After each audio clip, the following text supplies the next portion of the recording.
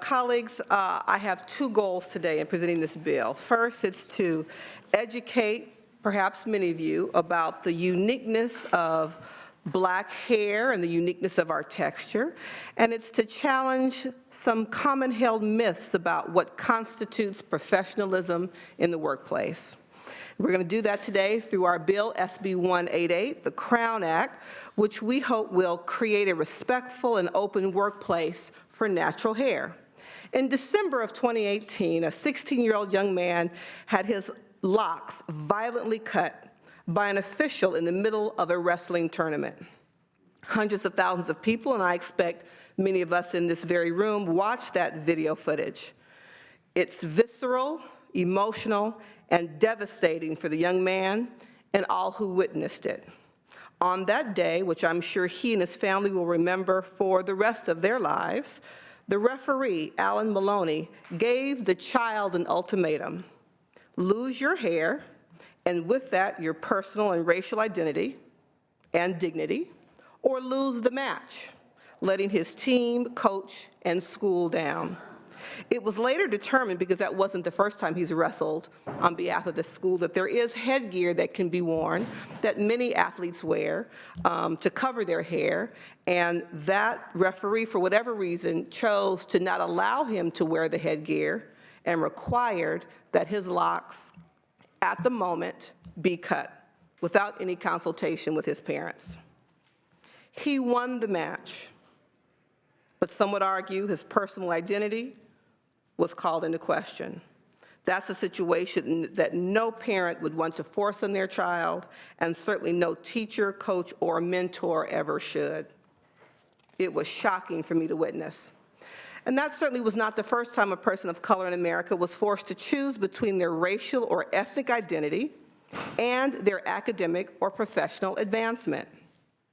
There are many cases of Black employees and applicants denied employment or promotion and even terminated because of either their cornrows, braids, or locks.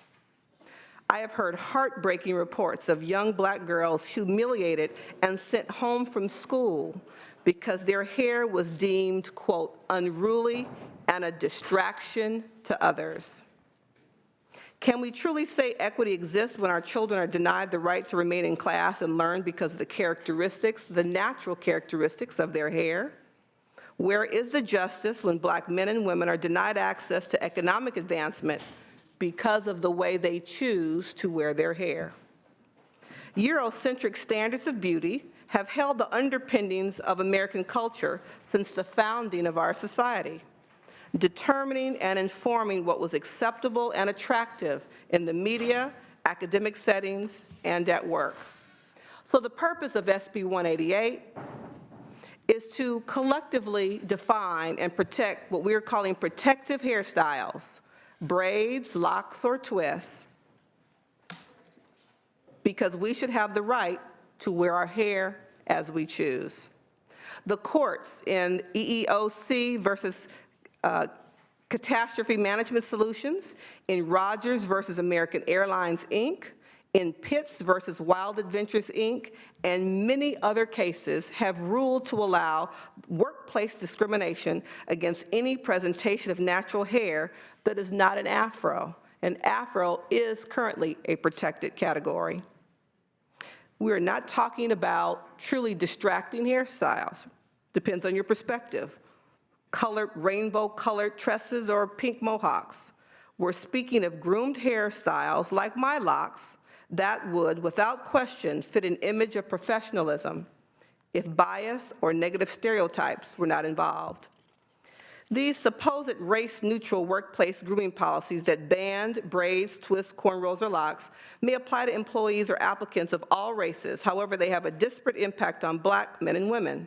This means these policies are far more likely to exclude Black individuals from the workplace than people of any other race. Many Black employees will tell you, if given the chance, that the struggle to maintain what society has deemed a professional image while protecting the health and integrity of their hair remains a defining and paradoxical struggle in their work experience, not usually shared by their non-Black peers. Black employees should not have to conform to a non-inclusive idea of a professional image at the expense of their personal choice or even the health of their hair. It's 2019, and any law that sanctions a job description that immediately excludes me from a position or anyone else that chooses to wear their hair in its national form, not because of my capacity to do the job, but because of how I choose to wear my hair, is long overdue for reform. I have here with me today Professor Wendy Green from Samford University School of Law in Alabama.